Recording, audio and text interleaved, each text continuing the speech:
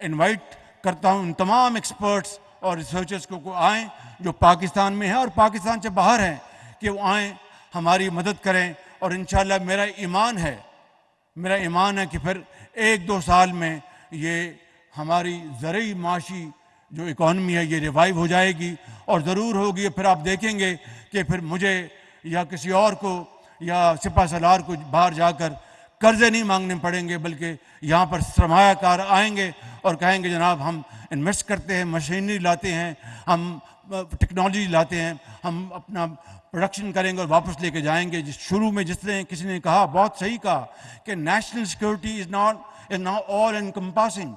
It's not about only guns and mortars and airplanes. It's about food security. It's about economic security. تو یہ ساری ایک دنیا میں آج اس کی نئی ڈیفینیشن ہے، اس کی نئی اصطلاح ہے۔ جب اپنا قافلہ عزم و یقین سے نکلے گا، جب اپنا قافلہ عزم و یقین سے نکلے گا، جہاں سے چاہیں گے رستہ وہیں سے نکلے گا۔ وطن کی مٹی مجھے ایڑیاں رگڑنے دے، مجھے یقین ہے چشمہ یہیں سے نکلے گا۔ پاکستان پائندہ باد۔ سپہ سالار نے کہا کہ کوئی نہ کمی ہے ہمارے ملک کے اندر، بڑے بڑے اذہان ہیں، زرخیز زمین ہے، پہاڑ ہے، معدنیات ہیں، ہر چیز موجود ہے۔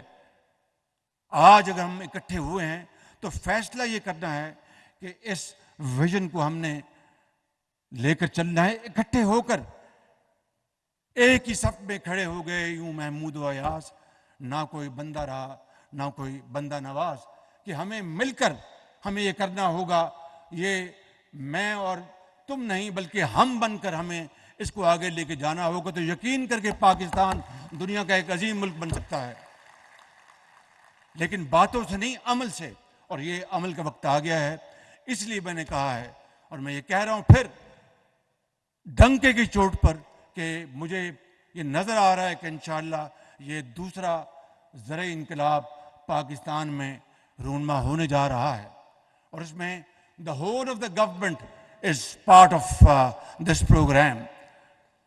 وفاقی حکومت، صوبائی حکومتیں، تمام ادارے اور افواج پاکستان، اور ان کی جو اس وقت کمٹمنٹ ہے وہ it is very encouraging and I get emotional at times.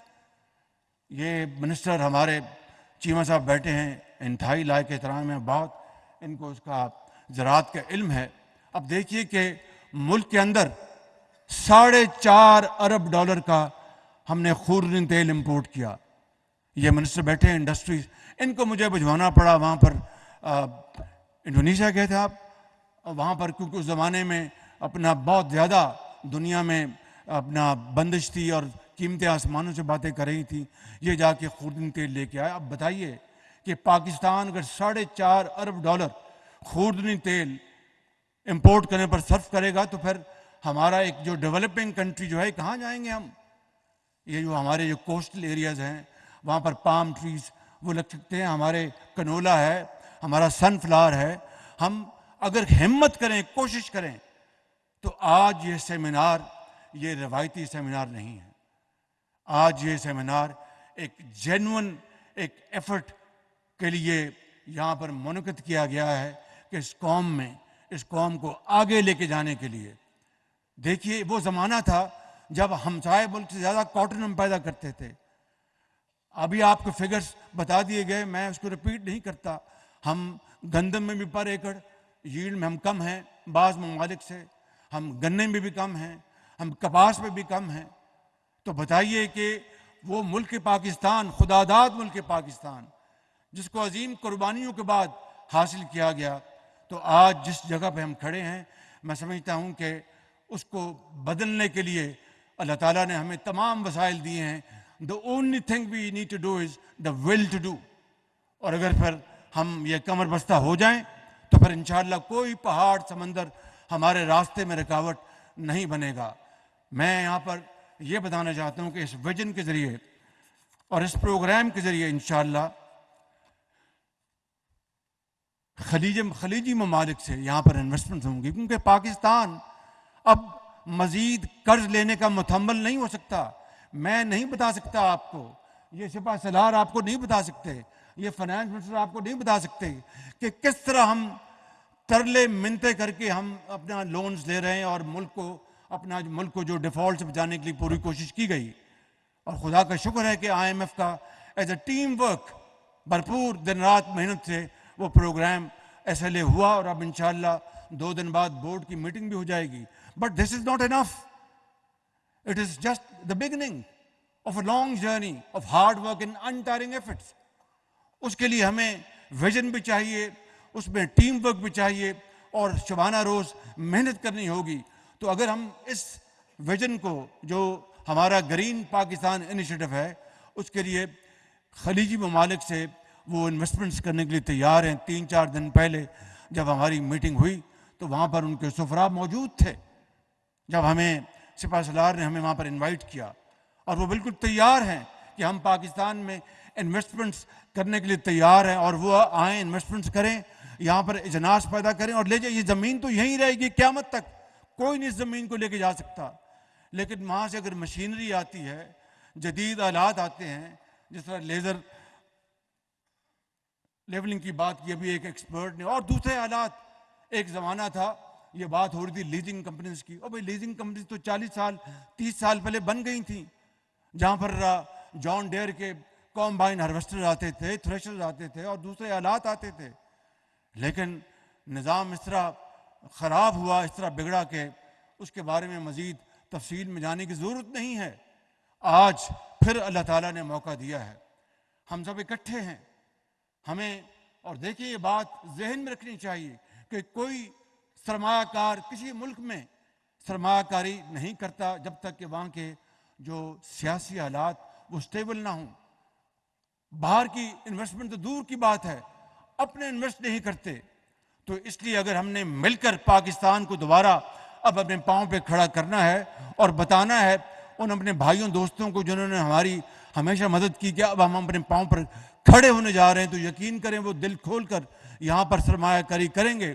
اور اس پروگرام کے ذریعے انشاءاللہ اگلے 4-5 سال میں بہت زیادہ جو ہائی فگرز کو پچ کرنے کا قائل نہیں ہوں, لیکن اگر ایوریج اوس بھی اگر لے لے تو 4-5 سال میں اس میدان میں انشاءاللہ 30-40 ارب $50 ارب کی سرمایہ کاری کہیں نہیں گئی.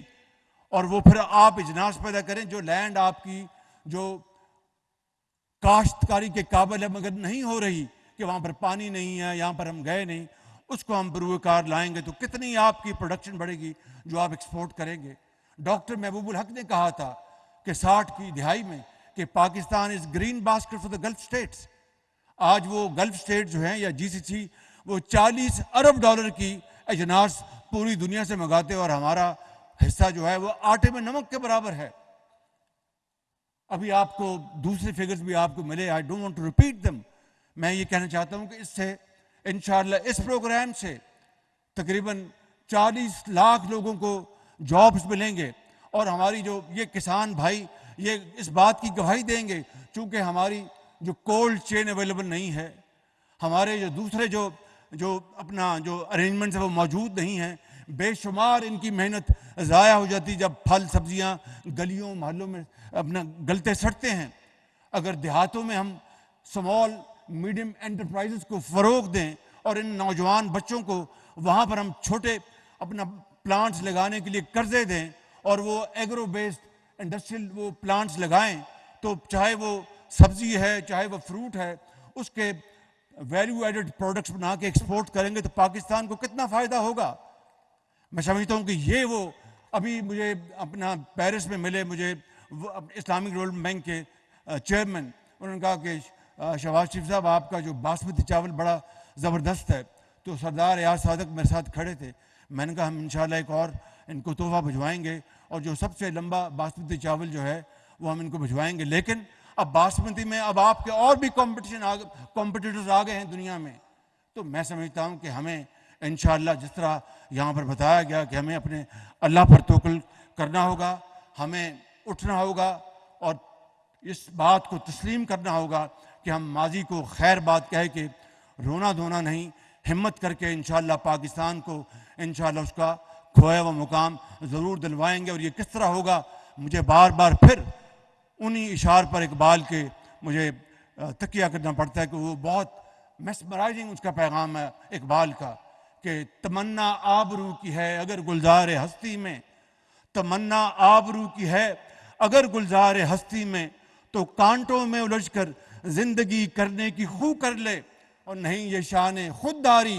چمن سے توڑ کر تجھ کو کوئی دستار میں رکھ لے، کوئی زیب گلو کر لے۔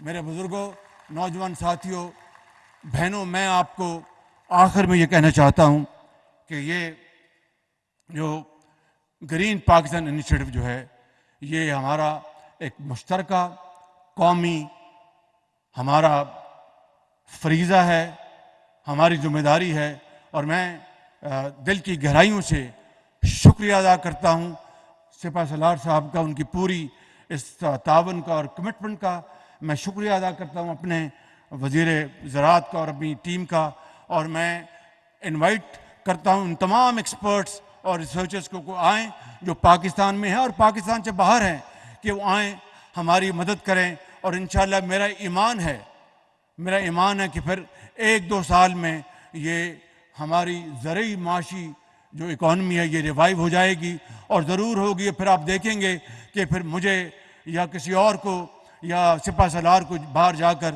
قرضے نہیں مانگنے پڑیں گے، بلکہ یہاں پر سرمایہ کار آئیں گے اور کہیں گے جناب ہم انویسٹ کرتے ہیں، مشینری لاتے ہیں، ہم ٹیکنالوجی لاتے ہیں، ہم اپنا پروڈکشن کریں گے اور واپس لے کے جائیں گے۔ شروع میں جس نے کسی نے کہا، بہت صحیح کہا، کہ national security is not all encompassing. It's not about only guns and mortars and airplanes. It's about food security.